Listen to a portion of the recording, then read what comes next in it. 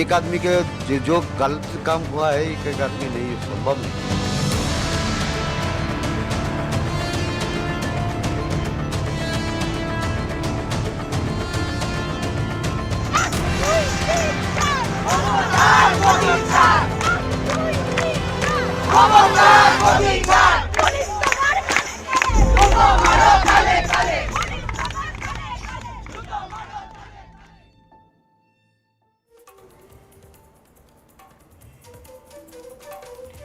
नमस्कार, खबर पक्की में आपका स्वागत है। मैं हूं विकास भदौरिया। सभी को रक्षाबंधन की शुभकामनाएं। आज दिन रक्षाबंधन का है। आज ये प्रण लेने का भी दिन है कि समाज में कहीं भी किसी भी बहन, किसी भी बेटी के खिलाफ अत्याचार हो तो उसकी रक्षा करेंगे। खासतौर पर तब जबकि आज राखी के त्यौहार पर देश के कई हिस्सों में डॉक्टर्स प्रदर्शन कर रहे हैं। आज हम आपसे भी अपील करेंगे कि अपने परिवार में, दफ्तर में, समाज में और कुल मिलाकर पूरे देश में आप भी ऐसी कोशिशों में शामिल हों और जागरूकता बढ़ाएं, ताकि जो कोलकाता में हुआ वो फिर कहीं ना हो। लेकिन शुरुआत करते हैं आज की ताज़ा रिपोर्ट से। खबर है कि कोलकाता में आरजीकर मेडिकल कॉलेज रेप और मर्डर केस में आरोपी के खिलाफ पॉलीग्राफ टेस्ट की अनुमति मिल गई। इस बीच सीबीआई ने अपनी जांच तेज कर दी है। ये रिपोर्ट देखिए और समझिए।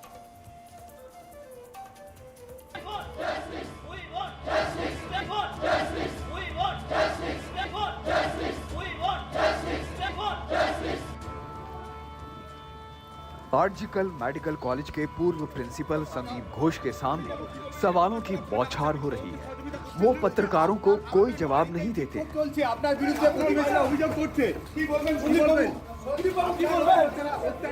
लेकिन लगातार चौथे दिन संदीप घोष के सामने सीबीआई जो सवाल रख रही है, उनका जवाब उन्हें देना होगा। पूर्वी प्रिंसिपल जो है संदीप घोष, उन्हें भी कस्टडी में ला के उन्हें प्रतिदिन इंटेरोगेट कर रही है। लगातार 3 दिनों से इंटेरोगेशन हो रही है इस फॉर्मर प्रिंसिपल की। प्रिंसिपल पे जितने सवाल हैं वो ये है कि ऐसा कैसे है कि वो जब इंचार्ज थे इस मेडिकल कॉलेज और अस्पताल के, उनके जांच और निगरानी के अंडर ऐसा हादसा कैसे हो जाता है। सीबीआई ये सारी सवाल कर रही है अभी इस प्रिंसिपल से, संदीप घोष से। आखिर आरजीकर मेडिकल कॉलेज के पूर्व प्रिंसिपल संदीप घोष से सीबीआई बार बार पूछताछ क्यों कर रही है? पहली वजह, आखिर इतनी जल्दबाजी किस बात की थी कि अस्पताल में डॉक्टर की मौत को आत्महत्या बता दिया गया? दूसरी वजह, क्राइम सीन को सुरक्षित रखना जरूरी क्यों नहीं समझा गया? तीसरी वजह, पीड़ित परिवार को जो जानकारी दी गई वो किसके कहने पर दी गई और गलत जानकारी क्यों दी गई? चौथी वजह, डॉक्टर संदीप घोष को अच्छी तरह पता होगा कि क्राइम सीन पर सबूतों से छेड़छाड़ एक अपराध है, बावजूद इसके उसे जांच पूरी होने तक सुरक्षित क्यों नहीं रखा गया? सीबीआई जो सवाल कर रही है उनके जवाब डॉक्टर संदीप घोष को इसलिए भी देने होंगे क्योंकि आरजीकर मेडिकल कॉलेज के प्रिंसिपल होने के नाते घटना के तुरंत बाद जो सक्रियता उन्होंने दिखानी चाहिए थी वो नहीं दिखी।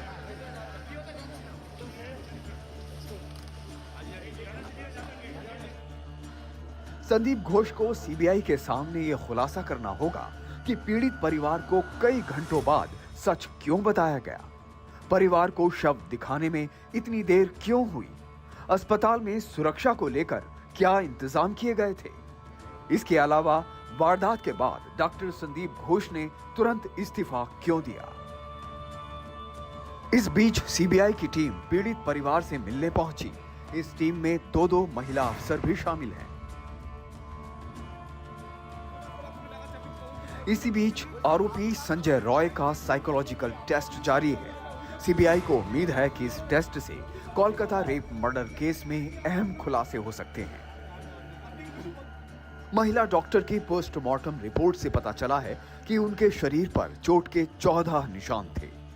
सूत्रों के अनुसार रिपोर्ट में उल्लेख किया गया है सभी चोटें मौत से पहले की हैं।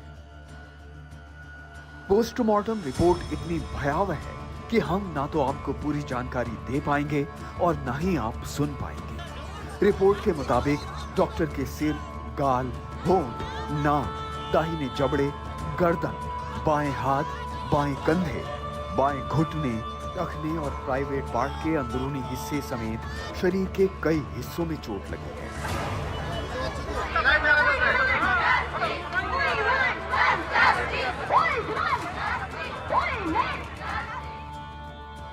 इसके अलावा डॉक्टर के फेफड़ों में रक्तस्राव देखा गया।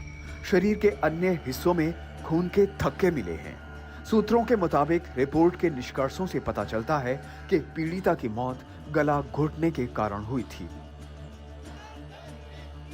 जानकार ये भी कहते हैं कि रिपोर्ट के निष्कर्ष वैसे ही हैं जैसी कि आशंका जताई गई थी। ये रेप और हत्या एक व्यक्ति का काम नहीं था, इसमें कई लोग शामिल हैं। डॉक्टर साहब, आपने भी वो तस्वीरें देखी होंगी। जी। क्या लगता है कि एक आदमी का काम था जिस तरीके से उस बच्ची के साथ जो कुछ हुआ? तो जो फोटोग्राफ्स और पोस्टमार्टम रिपोर्ट जो हमारे सामने आई है उसको देखकर तो without any doubt I have conducted more than 1000 postmortem examinations.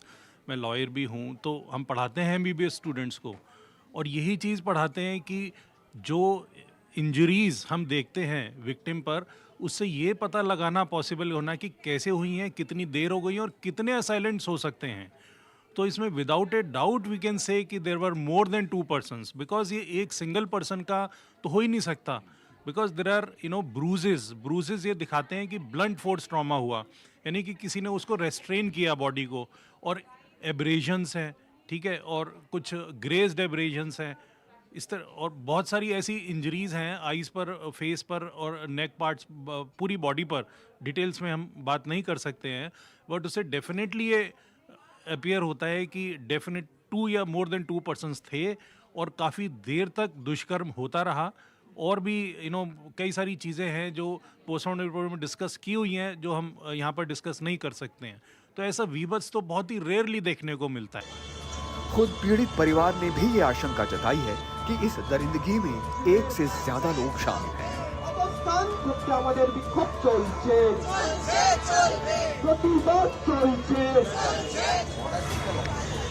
ये जो घटना घटी है उसके बाद ये भी बात हो रहा है कि जिन्हें अभी आरोपी माना गया है सिर्फ वे नहीं है। इस पे आपके क्या अंडरस्टैंडिंग है? हम लोग पहले से ही, और जो आदमी फॉरेंसिक मेडिसिन डॉक्टर, जितना डॉक्टर होता है MBBS के टाइम में फॉरेंसिक मेडिसिन पढ़ना पड़ता है, वो सब बोला है। एक आदमी के जो गलत काम हुआ है एक आदमी नहीं, संभव नहीं है। इन जनरल अस्पताल में सेफ्टी एनवायरनमेंट कैसा था, इसके बारे में उन्होंने कभी कुछ बोला? देखिए, आपको जब आपका पिता माता जो काम में भेजा, आप पिता माता तो आपका भी है, काम में जाता है, जब रास्ते में रहता है उसका दिक्कत रहता है, जब काम में ऑफिस में घुस जाता है तब आपको उसको दिक्कत बहुत कम हो जाता है। हम की एक पिता होने के नाते ये तो जानता है, आपका पिता भी जानता है। और जो बात होता था फ़ोन में माँ के साथ ज़्यादा से ज़्यादा बात, हम तो काम में रहते हैं सारे दिन में, हमारा साथ बात बहुत कम होता है। पर वही कि काम के जगह में ऐसा हो गया।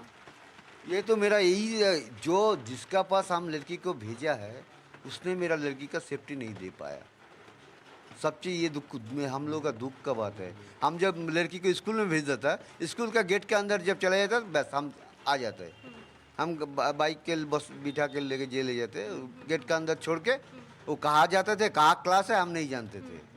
जानने का जरूरत नहीं पड़ता ना, किसी को नहीं जरूरत पड़ता है।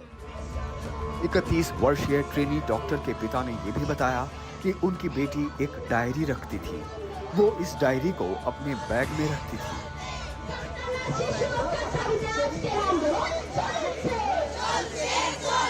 आपकी बेटी, आपने कहा कि एक डायरी मेंटेन करती थी, तो उस डायरी का एक छेड़ा हुआ पेज का छवि मेरे पास है। तो वो छवि में ऐसा क्या है, और वो डायरी जनरली क्या मेंटेन करती है? CBI के साथ बात हुआ, उसको बताने के लिए माना किया है। जी। तो वो डायरी अभी भी है आपके पास? नहीं, हमका पास नहीं है। वो तो कॉलेज में ही था, उसका बैग में ही रहते थे। हम लोग उसका कभी देखने का कोशिश कर रहे थे, उसका हमने ले लेते थे, छीन के ले लेते थे। तो आपकी बेटी जो है, अभी इतना उम्र हो गया, हम उसका पर्सनल डायरी किस लिए देखें? लेकिन जो हम लोगों से बात 1 घंटा आध घंटा जो बात होता था रात में, वो उसका जो दिक्कत होता है बोलता था।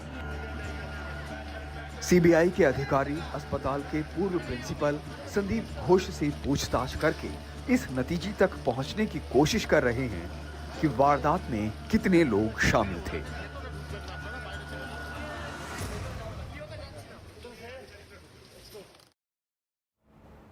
अब की बार प्रण करो, बहनों की रक्षा के लिए रक्षाबंधन पर प्रण करो।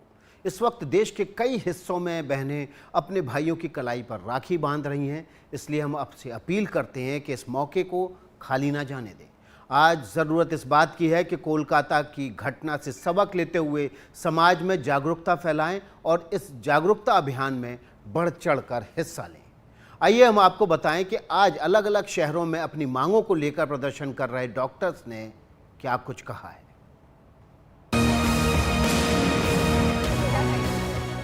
आइए प्रण करें, इस रक्षाबंधन पर प्रण करें कि बहनों की रक्षा करेंगे। अलीगढ़ और कोलकाता से लेकर मुंबई तक देश के अलग अलग शहरों में आज जब बहनों ने किसी की कलाई पर राखी का धागा बांधा तो इसी उम्मीद से बांधा कि जो कोलकाता में हुआ वो दोबारा फिर कहीं ना हो।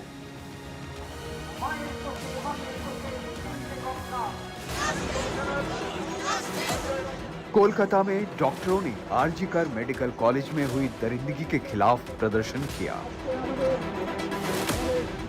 जूनियर डॉक्टरों ने इंसाफ के लिए नारा लगाते हुए कलकत्ता नेशनल मेडिकल कॉलेज से लेकर कोलकाता पुलिस हेडक्वार्टर्स तक मार्च किया।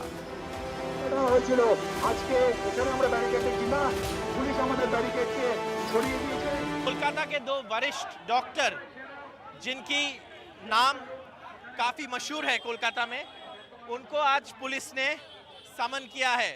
पुलिस का आरोप है कि ये डॉक्टर मिस इन्फॉर्मेशन स्प्रेड कर रहे थे। इन दोनों डॉक्टर्स, डॉक्टर सुवर्ण गोस्वामी और डॉक्टर कुणाल शौरकर को आप यहाँ देख सकते हैं। वो यहाँ से मार्च कर रहे हैं पुलिस हेडक्वार्टर्स तक और यहाँ पे जो डॉक्टर्स हैं उनके साथ उनके कॉलीग्स और कुछ मेडिकल स्टूडेंट्स भी उनके साथ मार्च कर रहे हैं। लेकिन यहाँ पे आप देख सकते हैं जो डॉक्टर्स हैं वो कहते हैं उन्होंने ऐसे कुछ नहीं कहा जो मिस इन्फॉर्मेशन है। इसके अलावा प्रदर्शनकारियों ने एक ह्यूमन चेन बनाते हुए रोड को ब्लॉक किया।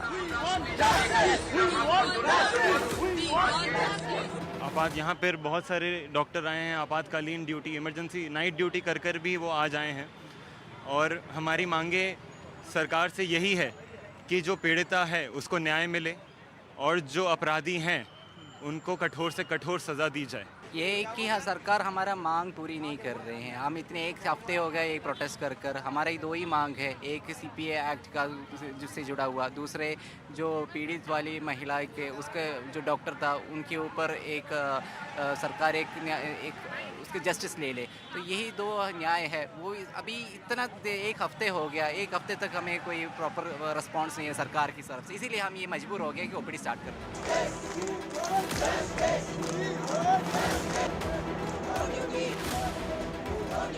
दिल्ली में केंद्रीय स्वास्थ्य मंत्रालय के मुख्यालय निर्माण भवन के बाहर डॉक्टरों ने ओपीडी लगाई और वहीं अपनी मांगों को लेकर प्रदर्शन किया।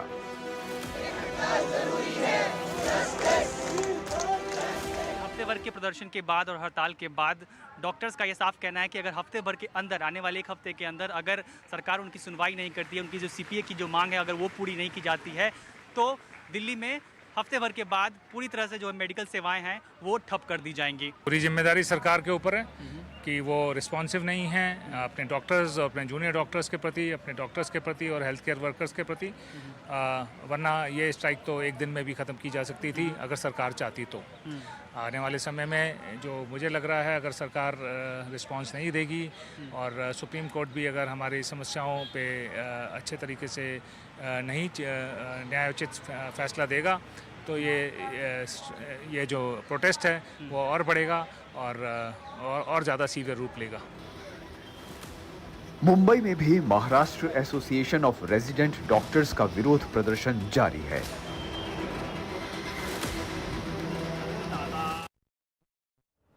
अभी छोटा सा ब्रेक ले रहे हैं। ब्रेक के पार आपको दिखाएंगे कि इस मुद्दे पर किस तरह से राजनीति हो रही है।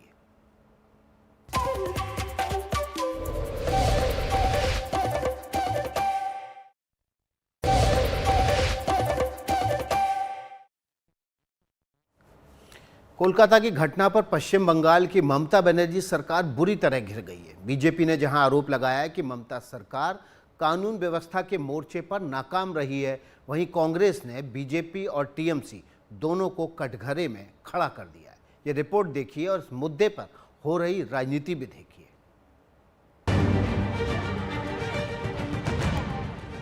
दिन रक्षाबंधन का है। जाहिर है न केवल रक्षा का संकल्प लेना होगा, बल्कि ये भी सुनिश्चित करना होगा कि जो कोलकाता में हुआ वो कहीं और ना हो।